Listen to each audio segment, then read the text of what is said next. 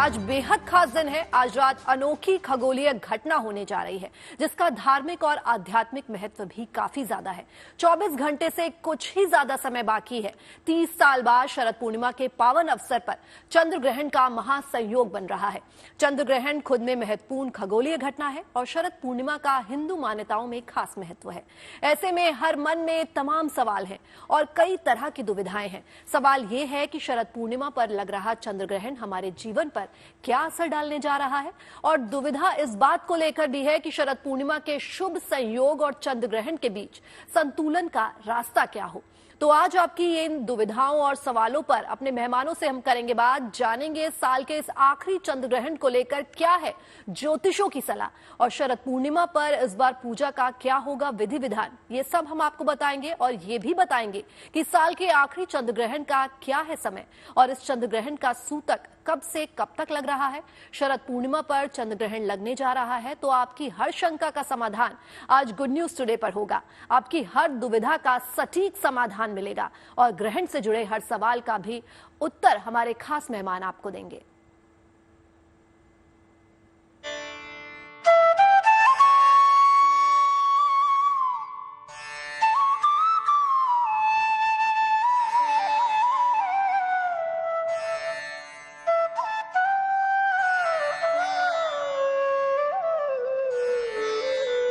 बस कुछ ही घंटे बाकी हैं।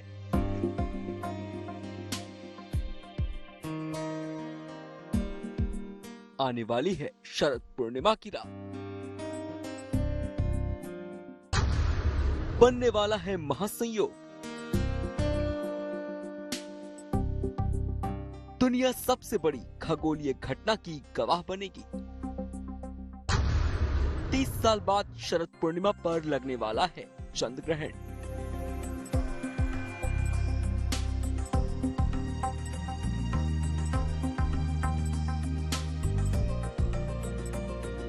चांद और सूरज के बीच आ जाएगी धरती, चांद को ढक लेगी पृथ्वी की छाया। आसमान में दिखेगा अनोखा नजारा। लगने वाला है साल का अंतिम चंद्र ग्रहण।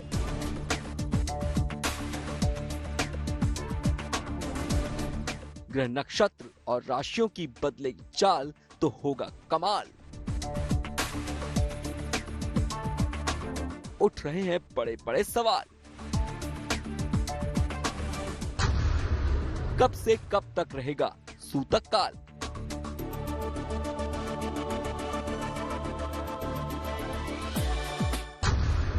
कैसा होगा साल का अंतिम चंद्र ग्रहण?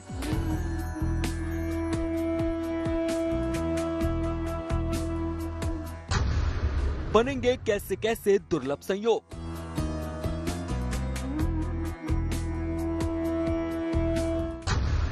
शरद पूर्णिमा पर क्या होगा चंद्र ग्रहण का प्रभाव?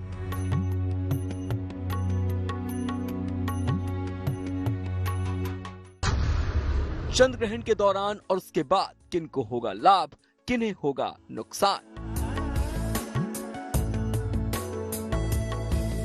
जीएनटी पर मिलेगा हर सवाल का सटीक जवाब।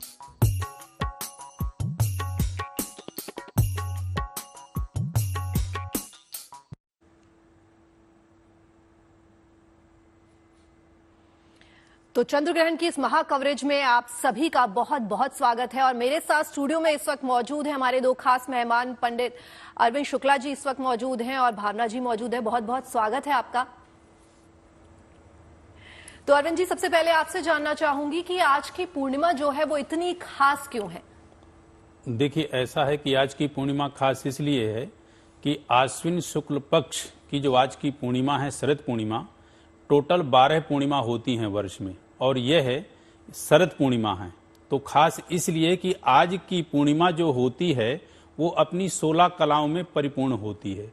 ये 16 कलाएं क्या हैं और पूर्णिमा शरद पूर्णिमा क्यों खास है? क्योंकि आज के दिन चंद्रमा पृथ्वी के बहुत नजदीक होता है और चंद्रमा आज के दिन अपनी किरणों से अमृत की वर्षा करता है। जो हम खीर रखते हैं वह खीर रखने का तात्पर्य यह होता है कि चंद्रमा की जो किरणें होती हैं उनकी चंद्रमा की किरणों से जो अमृत तत्व निकलता है वह खीर में जब आता है अमृत तत्व तो हमारे लिए बहुत ही उत्तम स्वास्थ्य के लिए एक औषधि होती है। वह हमें पूरे वर्ष भर निरोग करती है। और 16 कलाएं क्या हैं? आपकी प्रतिपदा से लेके पूर्णिमा तक ये 15 तिथियां होती हैं और एक पूर्णिमा को मिला के 16 कलाएं बन जाती हैं। और खास क्या है कि आज के दिन ही भगवान श्री कृष्ण ने गोपिकाओं के साथ रास जो है किया था, रास लीला की थी और गोपी गीत गाए गए थे। आज के दिन ही मां लक्ष्मी का प्रागट्य दिवस कहा जाता है और आज के दिन ही बलदाऊ यानी कृष्ण के जो बड़े भाई हैं उनका भी आज के दिन प्रागट्य दिवस कहते हैं। और शरद पूर्णिमा से ही सर्दी की जो है प्रारंभता होती है, अर्थात एक बहुत बड़े ऋतु का परिवर्तन होता है, गर्मी से सर्दी का प्रवेश होता है। इसीलिए शरद पूर्णिमा की खासियत है आज के दिन मां लक्ष्मी का पूजन और आज के दिन विशेष करके मां लक्ष्मी का जो व्रत रहती हैं महिलाएं और लक्ष्मी से जो कामना करती हैं तो पूरे वर्ष जो है पूर्णिमा क्यों कहा विशिष्ट है? कहते हैं कि पूर्णमदः पूर्णमिदं पूर्णात् पूर्णमुदच्यते पूर्णस्य पूर्णमादाय पूर्णमेवा वशिष्यते। जो अपूर्ण को पूर्ण करे वही आज की पूर्णिमा है, अर्थात पूरे वर्ष भर की यानी 11 पूर्णिमाओं में जो आप नहीं कर पाए हो वो आज मात्र शरद पूर्णिमा में यदि आप कोई भी पूजा पाठ कर लेते हैं तो वह परिपूर्ण होगा। इसलिए आज की पूर्णिमा विशेष खास है और इसीलिए इसको कहते हैं शरद पूर्णिमा। जी पंडित जी, तो पंडित जी ने बताया कि आज की पूर्णिमा क्यों खास है, किस लिए खास है और आपको इस पूर्णिमा के दिन क्या क्या करना चाहिए। अब मेरा दूसरा सवाल जो है वो भावना जी आपसे है, क्योंकि आज शरद पूर्णिमा है तो पूर्णिमा तिथि जो है वो सुबह 4:17 से शुरू हो गई है और इस वक्त जो मुहूर्त है वो चौघड़िया मुहूर्त जो है वो चल रहा है जो 9:17 पर खत्म हो जाएगा। तो क्या है ये चौघड़िया मुहूर्त, इसके बारे में हमारे दर्शकों को बताइए। देखिए, हमारे अगर हम अलग अलग मुहूर्तों की बात करें तो सबसे ज़रूरी बात यह है कि शरद पूर्णिमा के बारे में जिस तरह से अभी पंडित जी बता रहे थे कि शरद पूर्णिमा का अपना महत्व इसलिए होता है क्योंकि चंद्रमा जो होता है उस चंद्रमा का वैसे भी एस्ट्रोलॉजी में, ज्योतिष में, हमारे जीवन में इसका महत्व इसलिए है क्योंकि चंद्रमा हमारे मन का कारक है। वहीं पर शरद पूर्णिमा के दिन जब चंद्रमा इतना ज्यादा करीब आ जाता है तो जाहिर सी बात है उसका इम्पैक्ट, उसका असर ज्यादा पड़ेगा। अब दूसरी बात, अलग अलग मुहूर्त बताए गए हैं तो चौघड़िया मुहूर्त जो होता है वो किसी भी पूजा को पूर्ण करने के लिए बहुत खास माना जाता है। वहीं पर अभिजीत मुहूर्त भी होता है, अमृतकाल मुहूर्त भी होता है। शरद पूर्णिमा क्योंकि इतनी खास तिथि है, इसके अलावा अलग अलग जो योग बताए गए हैं आज, क्योंकि चंद्र ग्रहण का एक मौका भी ऐसा पड़ रहा है और कई लोग, मैं आपको यहीं पर करेक्ट करना चाहूंगी क्योंकि कई लोग ऐसे होते हैं जो ग्रहण को सिर्फ नेगेटिविटी से कोरिलेट करते हैं। तो देखिए, ग्रहण का मतलब डरना या नेगेटिविटी कभी भी नहीं होता। ग्रहण का मतलब होता है ग्रहण करना, आप क्या चीजें उस समय पर ग्रहण कर रहे हैं। और मुझे ऐसा लगता है बहुत ही अच्छा मौका है इस समय पर आप उस ईश्वरीय ताकत के साथ एक कनेक्शन, एक जुड़ाव कर सकते हैं। ग्रहण का मौका ऐसा होता है कि अगर आप मंत्रोच्चारण करते हैं तो वो बेहद खास हो जाते हैं आपके लिए। और जैसे कि आपने मुहूर्त की बात करी तो देखिए, मुहूर्त का अपना एक अलग मतलब होता है, एक अलग इंपॉर्टेंस होता है। जैसे कहते हैं कि भाई ग्रह नक्षत्रों की चाल एक तरीके से अलाइनमेंट में आ जाती है और उसी के अकॉर्डिंगली हम सही मुहूर्त पर मंत्रोच्चारण करते हैं, हम सही मुहूर्त पर पूजा पाठ करते हैं। लेकिन जब ग्रहण की बात आ जाती है तो जैसे मैंने कहा कि क्योंकि शरद पूर्णिमा का पर्व भी है और साथ ही में चंद्र ग्रहण भी पड़ रहा है, लेकिन उसमें कोई भी नेगेटिविटी नहीं है।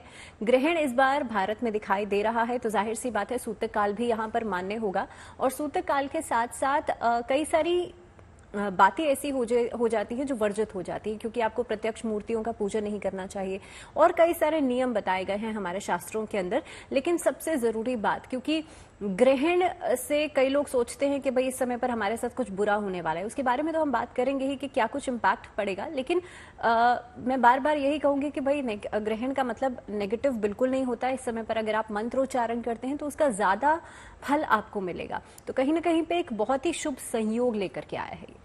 जी भावना जी, बड़े ही सरल शब्दों में भावना जी ने बताया कि जो ग्रहण है उसका मतलब सिर्फ और सिर्फ नेगेटिविटी नहीं होती, उसमें कुछ ना कुछ पॉजिटिव भी छुपा होता है। तो हमारे साथ हमारे खास मेहमान पंडित दिवाकर त्रिपाठी भी जुड़ गए। पंडित जी, बहुत बहुत स्वागत है आपका। नमस्कार। पंडित जी, आपसे जानना चाहूंगी, क्योंकि आज शरद पूर्णिमा है, काफी खास दिन है, लेकिन साथ ही साथ ग्रहण भी लग रहा है और इसमें जो महिलाएं होती हैं वो व्रत रखती हैं, पूजा पाठ करती हैं, तो क्या उन्हें व्रत रखना चाहिए? क्या वो इस व्रत को रख के पूरे विधि विधान से पूजा अर्चना कर सकते हैं, क्योंकि आज ग्रहण लग रहा है। जी नमस्कार, सभी विद्वानों को भी नमस्कार और शरद पूर्णिमा की सभी प्यारे दर्शकों को खूब सारा बधाई। देखिए, बहुत सुंदर संयोग है, बहुत बढ़िया योग है। जैसा कि भावना जी ने बताया कि ग्रहण को निगेटिव नहीं लेना चाहिए। धार्मिक दृष्टिकोण से अगर हम एकांत स्थान पर बैठ करके मूर्ति का प्रत्यक्ष स्पर्श नहीं करना चाहिए, लेकिन उसके अलावा अकेले बैठ करके एकांत भाव से शांत मन से अपने इष्ट देव के मंत्रों का अगर जप करते हैं, ध्यान करते हैं, योग करते हैं, मंत्रों का खूब जप तप करेंगे तो उसका लाभ मिलेगा। ग्रहण के दौरान वातावरण में जो पॉजिटिव ऊर्जा है, नेगेटिव ऊर्जा है, वो बढ़ जाता है। ऐसे में अगर हम शांत चित्त से, अच्छे मनोयोग से, सकारात्मक विचार को लेकर के ध्यान करते हैं, मंत्रों का जप करते हैं, इष्ट देव को याद करते हैं, तो निश्चित तौर पर सकारात्मक ऊर्जा का प्रवाह हमारे शरीर में बढ़ जाएगा और भविष्य में वो बहुत अच्छे लेवल पर काम करेगा। व्यक्ति के व्यक्तित्व में निखार आएगा, व्यक्ति के समझ में निखार आएगा।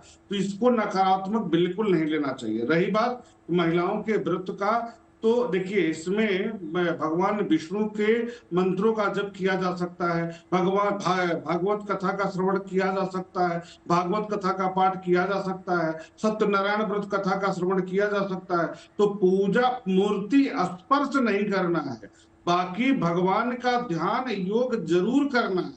यही तो बार बार हम लोग इसी चैनल के माध्यम से बता रहे हैं कि ध्यान करना है, एकांत भाव से बैठ करके ईश्वर को याद करना है। तो जो महिलाएं व्रत रहेंगी, व्रत में भगवान विष्णु को, नारायण को, भगवान शिव को, माता पार्वती को, भगवान गणेश को याद करेंगे, उनके मंत्रों का जप करेंगे। बस ध्यान रखना है सूतक काल में मूर्ति का स्पर्श नहीं करना है। बाकी सारी पूजा अपने ध्यान योग कर सकती हैं, इसमें कोई दो राय नहीं है। रही बात ग्रहों का, बहुत सुंदर योग भी बना हुआ है। यद्यपि बुरा भी है, ग्रहण बुरा भी होता है और उसका नकारात्मक प्रभाव हम ले सकते हैं, लेकिन जो ज्योतिषी दृष्टिकोण से देखा जाए तो राहु और केतु के प्रभाव में बृहस्पति भी हैं, लेकिन गज केसरी नामक राजयोग भी बना हुआ है, बुधादित्य योग भी बना हुआ है। तो बहुत योग सकारात्मक है और नकारात्मक में गुरु चांडाल योग भी है और अंगारक योग भी है। तो इसका संयुक्त प्रभाव देखने को मिलेगा। तो इसको जैसा हम अपने विचारों में रखेंगे, जैसा हम समझेंगे, जैसा हमारी सोच होगी, उसी प्रकार के निर्णय, उसी प्रकार का व्यक्तित्व और उसी प्रकार के सकारात्मक ऊर्जा का प्रवाह हम अपने अंदर ले सकते हैं, हमें प्राप्त हो सकता है। जिसे कभी भी नकारात्मकता के रूप में नहीं लिया जाना चाहिए। दूसरी बात, ग्रहण काल के दौरान यदि आप पूरे समय में पूजा पाठ के बाद दान कर पुण्य कर लेते हैं, उससे से पहले स्नान करते हैं, स्नान करने के बाद जप करते हैं, ग्रहण समापन के बाद आप दान करते हैं या स्नान आदि करके भगवान को याद करते हैं। आज तो बहुत अच्छा संयोग इसलिए भी है कि खीर बनाया जाता है, अमृत वर्षा होती है।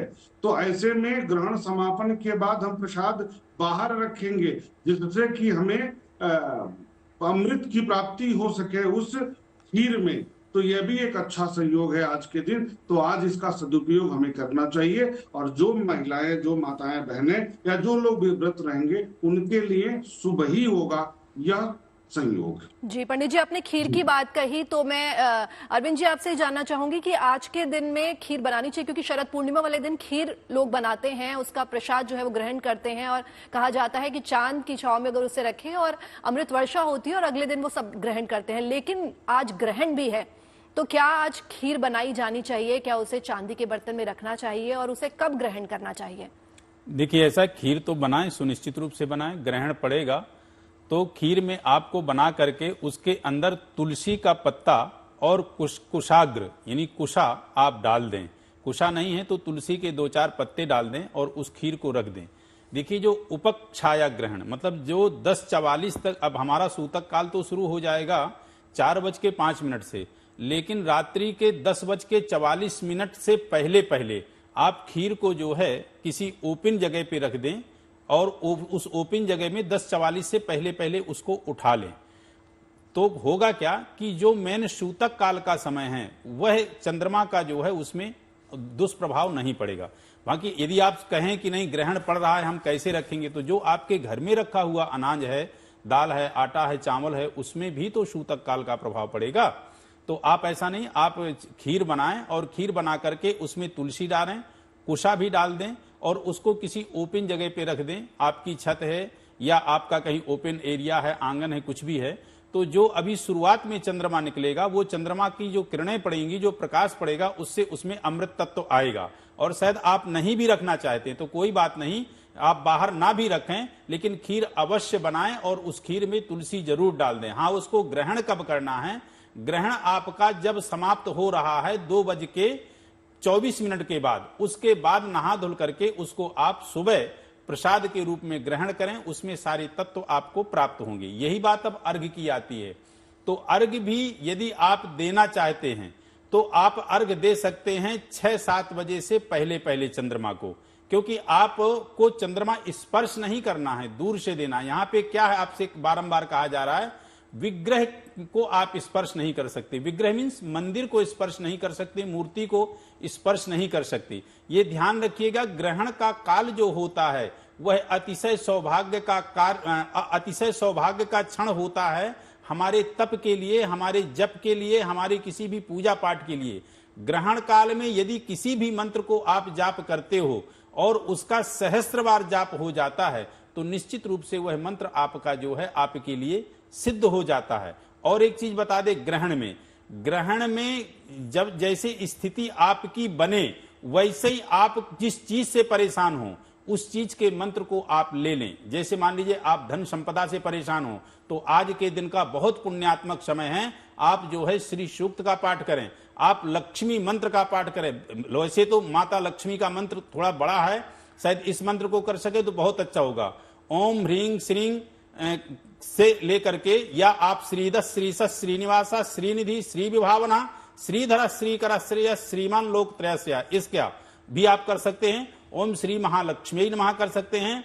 ओम श्रीं ह्रीं श्रीं कमले कमलालय प्रसीद प्रसीद श्रीं ह्रीं श्रीं ओम श्री महालक्ष्मी नमः, ये लक्ष्मी का विशेष मंत्र है। और शायद यदि आप बीमारी, रोग, व्याधि, बाधा से ग्रसित हैं तो दुर्गा सप्तशती के बहुत सारे मंत्र, जैसे सर्वा बाधा विनिर्मुक्तो धन धान्य सुतान्वितः मनुष्यो मत प्रसादेना भविष्यति न संशया रोगा न शेषा न पहंसी तुष्टा रुष्टा तु कामान सकला न विष्टान त्वामाश्रिता नाम न विपन्नराणा त्वामाश्रिता ह्य श्रेताम प्रयांति।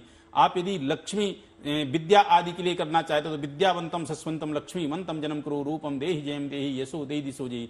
कहने का तात्पर्य, यदि किसी भी चीज से आप पीड़ित हैं तो आप ग्रहण का जो मध्य काल है आपका 1:05 से लेके 2:24 के बीच आप पूरब की तरफ मुंह करके कीजिए। और हाँ, एक चीज का ध्यान दीजिएगा, ग्रहण से पूर्व स्नान है, ग्रहण के बाद भी स्नान है, और उसमें भी आप स्वच्छ वस्त्र पहन के बैठेंगे और फिर जो वस्त्र पहने हैं वो वस्त्र सहित पूर्ण स्नान करें। निश्चित रूप से आपको जो है अपने उद्देश्य को लेके जो आप मंत्र का जाप करेंगे 100% सफलता मिलेगी, क्योंकि विश्वास भी आपका होना चाहिए। यदि विश्वास नहीं है तो आपको फिर उसका जो है फल नहीं प्राप्त होगा, क्योंकि कहते हैं विश्वासम फलदायकम, विश्वास में ही फल है। और ग्रहण के टाइम पे कहते हैं कि ध्यानावस्थित तद गते न मनसा, ग्रहण के टाइम पे आपका जो ध्यान है उतनी पूरी तरह से समर्पणता के साथ भगवान के चरणों में होना चाहिए कि पश्यन्ति यम योगिनो, उन महा देवताओं का, उन महामूर्तियों का आप ध्यान करें जिनसे आप अपने लिए कुछ कामना कर रहे हैं, कुछ मांग रहे हैं, कुछ याचना कर रहे हैं। तो अब जो मैं सवाल लेना चाहूंगी भावना जी आपसे लेना चाहूंगी कि सूर्य ग्रहण से आपने कहा कि नेगेटिव जो है, सिर्फ नेगेटिविटी नहीं होती ग्रहण से, तो इसका हमारी राशियों पर क्या अच्छा प्रभाव पड़ता है?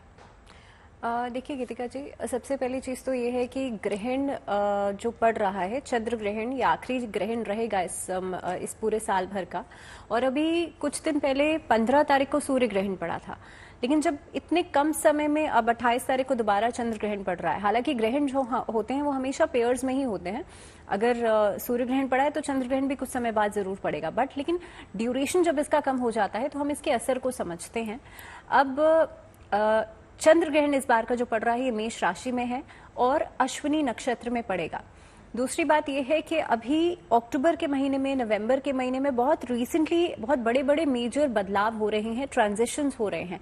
राहु केतु जो है वो अपनी राशि बदल रहे हैं, उसके बाद अब शनि जो है वो भी मार्गी हो रहे हैं। तो अगर मैं ओवरऑल इम्पैक्ट को समझूं या ओवरऑल ग्रह गोचर की स्थिति को समझूं तो जाहिर सी बात है राशियों के ऊपर इसका गहरा प्रभाव पड़ेगा। दूसरी बात, अगर ग्रहण के ओवरऑल इम्पैक्ट को हम देखते हैं, क्योंकि ग्रहण जो होता है वो मासेस में इम्पैक्ट ज्यादा करता है, राशियों के असर को भी हम बात करेंगे, लेकिन अगर मैं मासेस की बात करूं तो देखिए चंद्र ग्रहण, जैसे मैंने पहले भी कहा था कि हमारे मन का कारक है, and how this moon is actually affecting us, क्योंकि शरद पूर्णिमा का दिन चंद्रमा हमारे बहुत करीब होता है। चंद्रमा वैसे भी जब ग्रेविटेशन पुल देता है तो समुद्र के अंदर हाई टाइड्स आती हैं, और जो हमारा शरीर जो 70% पानी से बना हुआ है, जाहिर सी बात है हमारे मन के अंदर भी बदलाव आते हैं, हमारी बॉडी में जो वाटर है वो भी फ्लक्चुएट करता है। दूसरी बात, आप देखेंगे नॉर्मली भी जो पागल खाने होते हैं उसमें सबसे ज्यादा सुसाइडल केसेस पूर्णिमा तिथि के दिन ही रिकॉर्ड किए जाते हैं, और उसका एकमात्र कारण ये है कि पूर्णिमा तिथि के दिन हमारा जो मन होता है उसमें कई सारे बदलाव आते हैं।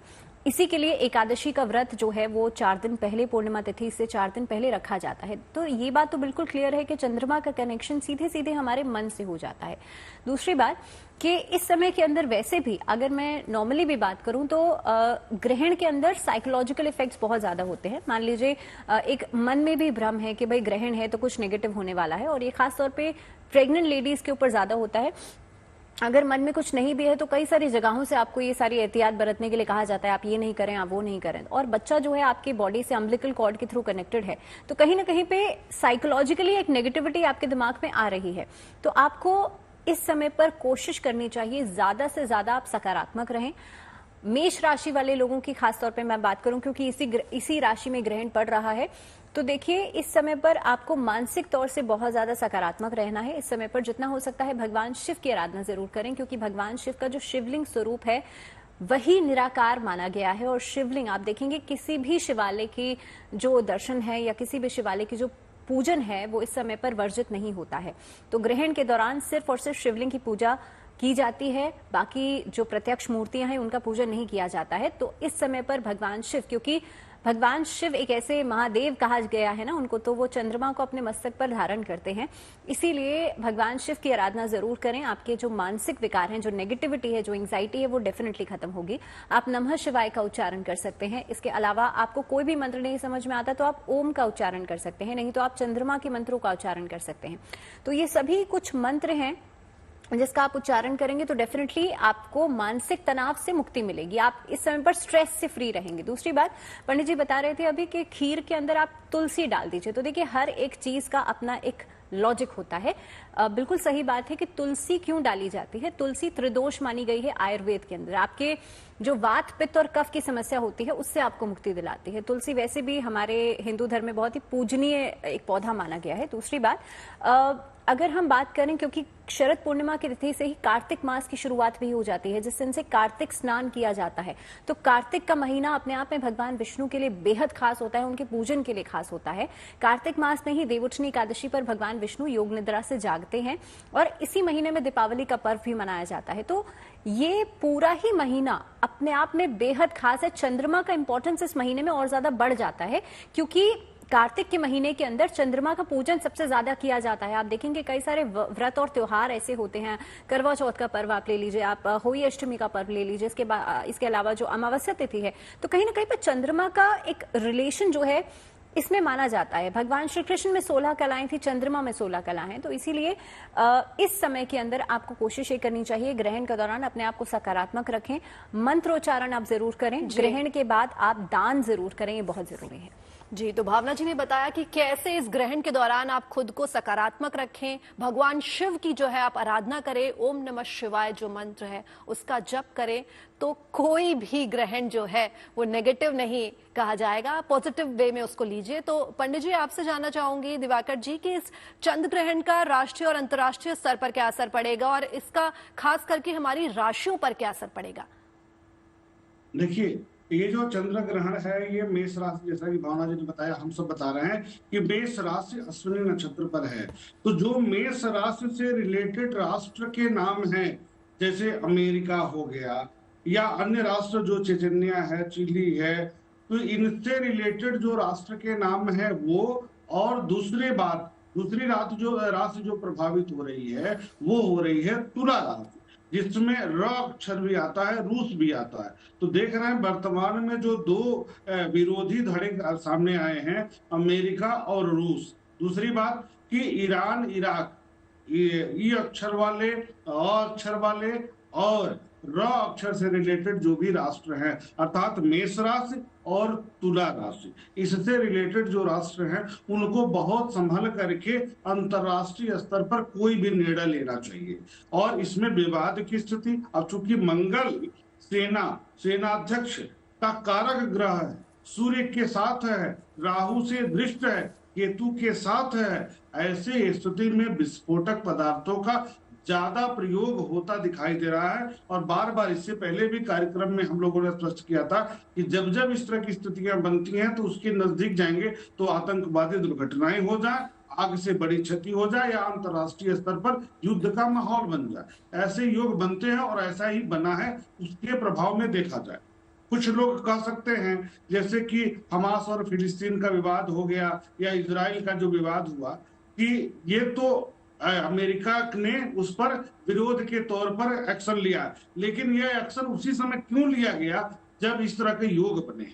इसका कारण है कि वो प्लेटफॉर्म तैयार करते हैं, ग्रहों का प्रभाव जरूर पड़ता है, इसका जरूर ध्यान देना चाहिए अंतरराष्ट्रीय स्तर पर। रही बात राष्ट्रीय स्तर की बात करेंगे तो 2 दिन के बाद राहु का परिवर्तन हो जा रहा है एकादश भाव पर। तो भारतीय दृष्टिकोण से राहु का परिवर्तन बहुत सकारात्मक हो जाएगा। तो इन युद्धों में भी, इन तनावों में भी भारत की भूमिका बहुत अहम हो जाएगी, बहुत सकारात्मक हो जाएगी। अब प्राकृतिक दुर्घटनाओं को लेकर के भी थोड़ी चर्चा जरूर हो जानी चाहिए, क्योंकि मेष राशि और तुला राशि प्रभावित हो रहा है। दोनों का डायरेक्शन बनता है पूर्वी छोर और पश्चिमी छोर। तो इन राष्ट्रों के, जिनके तुला राशि और मेष राशि से संबंधित जो राष्ट्र हैं, उनके पूर्वी क्षेत्र और पश्चिमी क्षेत्र दोनों में नकारात्मक प्रभाव ज्यादा दिखाई देगा। और जल तत्व, भूकंप, भूस्खलन की तीव्रता में वृद्धि की संभावना बन सकती है अगले 45 दिनों तक। ये रही अंतर्राष्ट्रीय स्तर की बात। लेकिन भारतीय दृष्टिकोण से देखा जाए तो थोड़ा सा सतर्कता जरूरी है। वाहन के क्षेत्र में थोड़ी सी सतर्कता जरूरी है, सेना के क्षेत्र से। कारण है कि किसी भी बड़ी दुर्घटना में सेनाध्यक्ष, सेना के जवानों को लेकर के थोड़ी नकारात्मकता आ सकती है। सरकारी क्षेत्र से जुड़े बड़े व्यक्तित्व के लिए भी समय प्रतिकूल है, अवरोधक। ये रही बात भारतीय दृष्टिकोण से। लेकिन अंतर्राष्ट्रीय मंच पर भारत का वर्चस्व बढ़ेगा, इसमें कोई संदेह की बात नहीं है, क्योंकि शनि भी मार्गी हो रहे हैं, राहु एकादश में जा रहे हैं, भारत की कुंडली वृषभ लग्न की है। ऐसी स्थिति में शनि और राहु के प्रभाव से भारत का वर्चस्व अंतर्राष्ट्रीय स्तर पर बहुत सकारात्मक रूप से बढ़ने वाला है। इस ग्रहण का राशियों पर भी व्यापक प्रभाव पड़ेगा, इसमें दो राय नहीं है, इसमें संदेह की बात नहीं है। जैसे मेष राशि की बात अगर करते हैं, मेष से लेकर के मीन राशि तक बात करते हैं, तो सबसे पहले मेष पर आते हैं तो स्वास्थ्य पर विपरीत प्रभाव पड़ेगा, क्योंकि इनकी राशि पर ही लग रहा है। ऐसे में इन नकारात्मक प्रभाव आ सकता है मानसिक स्तर पर। दूसरी बात, निर्णय क्षमता में अवरोध हो सकता है। तीसरी बात, क्रोध में वृद्धि हो सकता है और चोट अथवा छोटा मोटा ऑपरेशन का भी संयोग बन सकता है। वाहन आदि को बहुत संतुलित रह करके ही चलाएं तो बेहतर होगा। वृषभ की बात अगर करते हैं तो गृह और वाहन सुखों पर खर्च की स्थिति बन रही है, परंतु तनाव भी बढ़ेगा गृह और वाहन के क्षेत्र में। क्योंकि चतुर्थेश पीड़ित हो रहे हैं, तो ऐसे में गृह और वाहन को लेकर के तनाव की स्थिति बन सकती है। दूसरी बात, भाई बंधुओं को लेकर के तनाव की स्थिति बन सकती है। आंतरिक शत्रुओं में वृद्धि होगा, परंतु विजय आपकी हो जाएगी। मानसिक चिंता में वृद्धि भी थोड़ा सा बढ़ता हुआ दिखाई दे रहा है, लेकिन आप नए अन्वेषण कर सकते हैं। नए कार्यों के लिए यह ग्रहण का जो योग है वह बेहतर है, क्योंकि शुक्र आपका फ्री है और शुक्र और शनि का योग बना है। ऐसे में सामाजिक पद प्रतिष्ठा भी आपकी सकारात्मक रूप से बढ़ने वाली है। मिथुन राशि के जो लोग हैं उनके लिए व्यापारिक विस्तार का योग बनेगा। व्यापारिक वृद्धि का योग बनेगा, आर्थिक लाभ का योग बनेगा, कार्यों में भाग्य का साथ प्राप्त होगा। संतान से संबंधित समस्या को लेकर के थोड़ी सी सतर्कता बहुत जरूरी है, चिंता बढ़ सकती है। सम्मान में वृद्धि हो सकता है, कार्य क्षेत्र में वृद्धि हो सकता है। मनोबल और स्वास्थ्य को लेकर के थोड़ा सा सतर्क रहना जरूरी है, क्योंकि बुध लग्नेश हो जाए, राशि के स्वामी होते हैं, ऐसे में बुध थोड़े से पीड़ित अवस्था में भी जा रहे हैं, तो थोड़ा ध्यान देना है स्वास्थ्य को लेकर के।